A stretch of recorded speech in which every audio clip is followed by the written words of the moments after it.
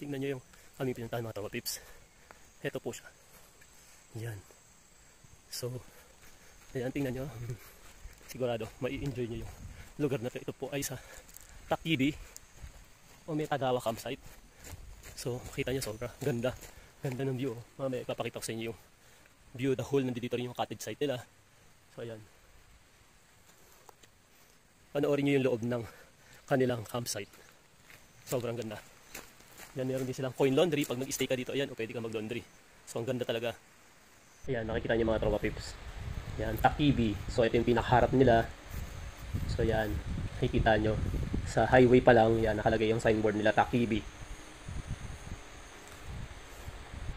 And then, yan, makikita nyo, ito yung loob. Ayan yung view. May view kayo ng tubig. So, ayan, ganyan yung view niya, nakapaikot. So, maganda yung view. Parang hotel type siya na mga maliliit na cottage. Then yun, pwede mag-stay kung ilang araw. Tapos ayan yung harapan niya. So magiging ang itsura kasi niya is parang hotel type din siya. Pero syempre ito mga maliliit lang na cottage. And then ang check-in din lang is 12 ay 2 PM pala. And then the following day is I think hanggang 12 lang. Tapos yun, eto naman meron ding coffee shop sa loob, tingnan nyo. Sabi, ang ganda. So kung magtatambay ka dito, mag-check-in ka, pwede kang may matambayan para mag-coffee. So ayan, may stop sila dyan. Ayun yung parang mukhang kaka-open lang nila. Ayan, mayroong pwesto para maupuan. At sa labas din, ayan, mayroong mga alfresco na maganda rin ang upuan. Ganda, yung tambayan sa labas. So ayan yung itsura, tingnan nyo mga tropa pips. Ayan o. Maluwag siya, hindi siya masyadong, tawag doon, hindi masyadong puno yung loob ng mga cottage, mga ilang cottage lang yan, mga 1, 2, 3, 4, mga 4 lang. Tapos the rest space na siya para makapag ka. Ayan din yung kanilang toilet. So ito yung sample ng kanilang cottage. Tingnan nyo. Ayan yung labas. Ayan, may upuan din. Pwede ka rin magtambay sa labas ng cottage. And ito yung kanilang mga cottage. Ayan. Pabalik. So, ayan naman yung view. Tingnan nyo. Ayan, may view kayo ng tubig. Kung gusto nyo ma-relax, mag-chill, pwede kayo tumambay sa labas ng cottage. Pwede rin maligo. At least, malapit lang. Bababa lang kayo. Saglit, andyan na kayo sa tubig.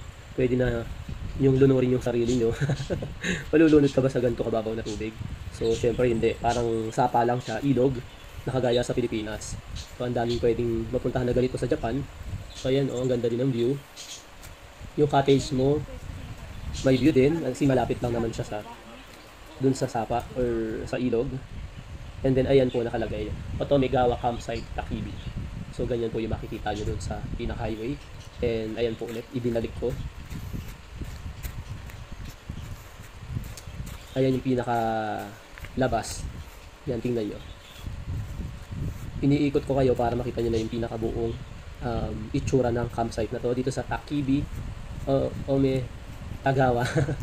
So ito naman po yung na-video ko kanina. And then ayan yung loob ng kwarto. Tingnan nyo. Yan. Pwedeng 4 na tao kasi double deck na siya. So ayan po. Ayan. Ganyan po ang itsura ng kanilang campsite. At pwede rin po kayong magdala ng inyong tent. Dahil pwede rin kayong magtambay. Ito naman yung shower room nila. Ayan o, ang ganda. Cute. Ayan itsura ng cottage site sa labas. At ayan may staff sila na pwedeng kausapin. May kailangan kayong sa staff. May mga concern kayo. So ayan nga po mga tropa pips. Ito naman po yung babalik tayo dito sa coffee shop. Ayun yung labas ng coffee shop nila. So kaya kung gusto nyo mag-chill, magkape, uminom ng kung anong order nyo, pwede din.